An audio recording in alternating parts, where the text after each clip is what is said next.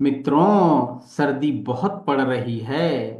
लेकिन जिसकी बात आज मैं करने जा रहा हूं वो नहीं है सित्रों। ये मित्रों सित्रों नहीं है। ये फ्रांसीसी भाषा का वर्ड है जिसको सही प्रोनाउंसिएशन करेंगे Citroen. May be something else also but it is Citroen. खैर, हम अपनी बोलचाल की भाषा में इसको ऐसे ही बोलेंगे। तो मित्रों, सर्दी में चलते हैं डिस्कशन करने सित्रों सित्रोइन।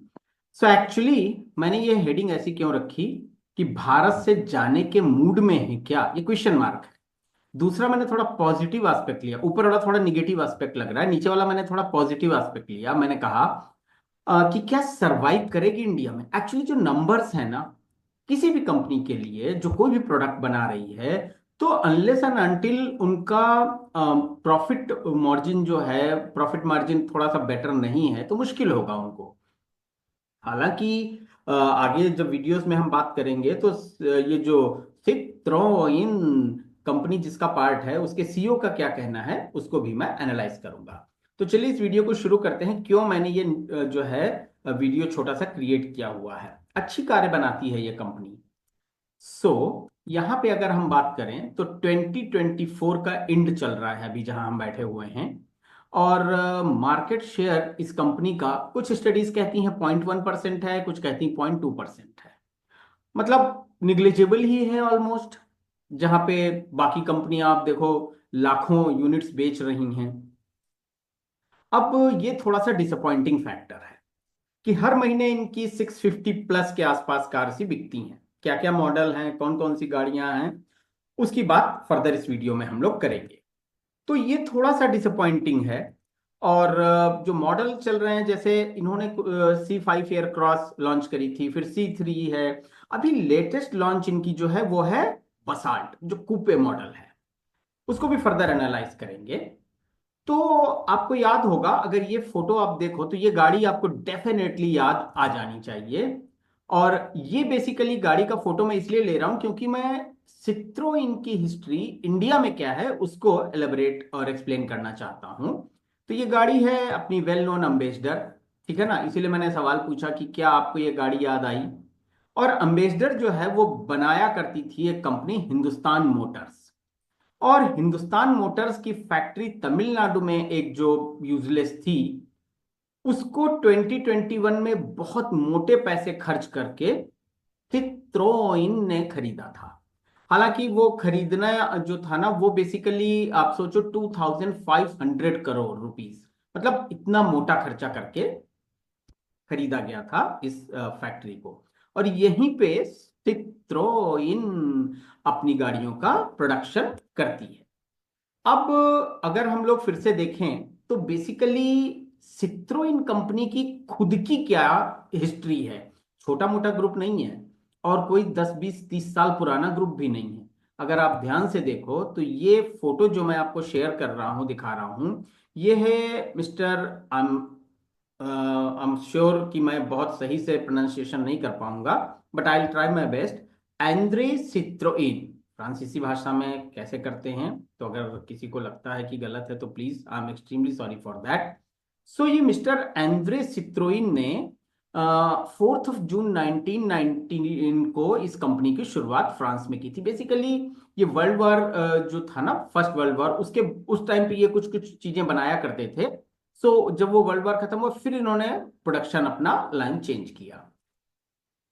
एक और इंटरेस्टिंग फैक्ट, जिस कंपनी को 1919 में शुरू किया गया था फ्रांस में, जो फोटो आपके राइट साइड दिख रही है, उन जेंटलमैन ने शुरू की थी। फिर ये कंपनी 1923, जी हाँ, 4 साल के बाद फ्रांस में शुरू, इसके 4 साल के बाद ये ऑस्ट्रेलिया में इसने अपना प्रोडक्शन शुरू किया। अब यहाँ पे एक कैच पॉइंट ये है कि नवंबर 2024, मतलब समझ लीजिए प्रोडक्शन ऑस्ट्रेलिया में शुरू करने के लगभग 101 सालों के बाद सिट्रोइन कंपनी ने अपना ऑस्ट्रेलिया में प्रोडक्शन वगैरह सब बंद कर दिया। मतलब लाइटर नोट पे कहें तो दुकान अपनी समेट ली। वो अलग चीज है कि जो गाड़ियां बिक गई उनकी, उनका केयर, उनकी सर्विस वगैरह वगैरह वो देंगे, जो रूल है उसके अकॉर्डिंगली। सो यहाँ पे ये जो बंद होना है ना कहीं कंपनी लॉस में होगी। अब बेसिकली क्या है, ये कंपनी 2021 ऑनवर्ड्स स्टेनलेटिस ग्रुप का पार्ट है।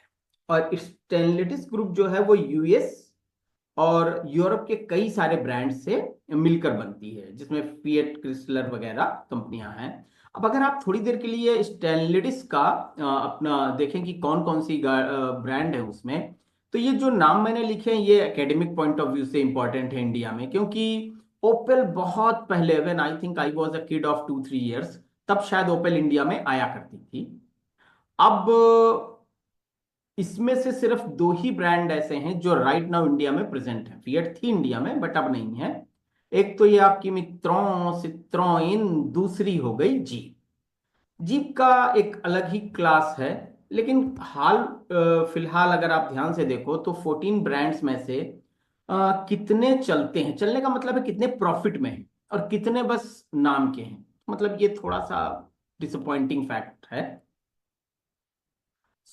जैसे मैंने बताया कि ये दो ब्रांड इंडिया में प्रेजेंट हैं और कामयाब भी जो है ना, सिट्रोइन की तो मैं बात ही कर रहा हूँ कि भाई जो भी है प्रॉब्लम्स इनके नंबर्स को लेके, मार्केट शेयर को लेके। और जीप आप ये कह सकते हो कि उनका मैक्सिमम जो प्रोडक्शन है वो यहाँ से एक्सपोर्ट किया जाता है। तो हो सकता है वो इस तरीके से प्रॉफिट में चल रहे हों। एंड अगर हम बात करें जो नंबर्स हैं सिट्रोइन के, तो आप ध्यान से देखिए, यहां मैंने कुछ नंबर्स रखे हुए हैं।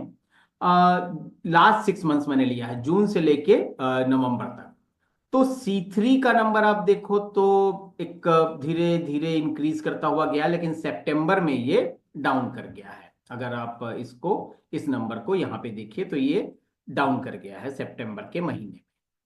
अब बसाल्ट देखा जाए तो जून में ये पैदा ही नहीं हुई थी, इसलिए मैंने लिख दिया नो बर्थ। जुलाई में, अगस्त में लॉन्च हुई और काफी ठीक ठाक सा नंबर, मतलब सिट्रोइन के पॉइंट ऑफ व्यू से कम हो गया सितंबर में, अक्टूबर में और कम हो गया। भाई साहब प्रॉब्लम तो यहां हो गई नवंबर में। अब आप देख लो, दिसंबर का डाटा तो मुझे अभी है नहीं मेरे पास, बिकॉज हम इस दिसंबर 2024 में ही बैठे हुए हैं। हाँ, इनकी ये जो EC3 थी, इसने फिर भी थोड़ा सा ठीक ठाक सा परफॉर्म किया था अगस्त तक। उसके बाद सितंबर में तो इसका काफी डाउन हो गया। बट अभी तो इसका कुछ लगभग आप कह सकते हो कि डबल डिजिट में ही जा रहा है। C3 एयर क्रॉस करके आई, उसका भी देखिए नंबर कितना फ्लक्चुएट कर रहा है। ये देखिए 41 हो गया, 38 भी हो गया, मतलब बहुत ही डिसअपॉइंटिंग है। अच्छा, ये C5 एयर क्रॉस जिससे इन्होंने इंडिया में लॉन्च किया था, तो जून 2024 में जीरो, जुलाई में जीरो, अक्टूबर में किसी ने खरीद ली 3-4 गाड़ियां ये। हालांकि अगर देखा जाए तो ये C5 एयरक्रॉस जो थी ना, ये बहुत कॉस्टली, ऑन रोड 40 लाख की। और 40 लाख खर्चा करके गाड़ी लेने के लिए इंडिया में दो टाइप का सेगमेंट है। एक तो जो एकदम लग्जरी में चला जाएगा, नॉन ऑडी हो गई, जीप हो गई, समथिंग लाइक दैट।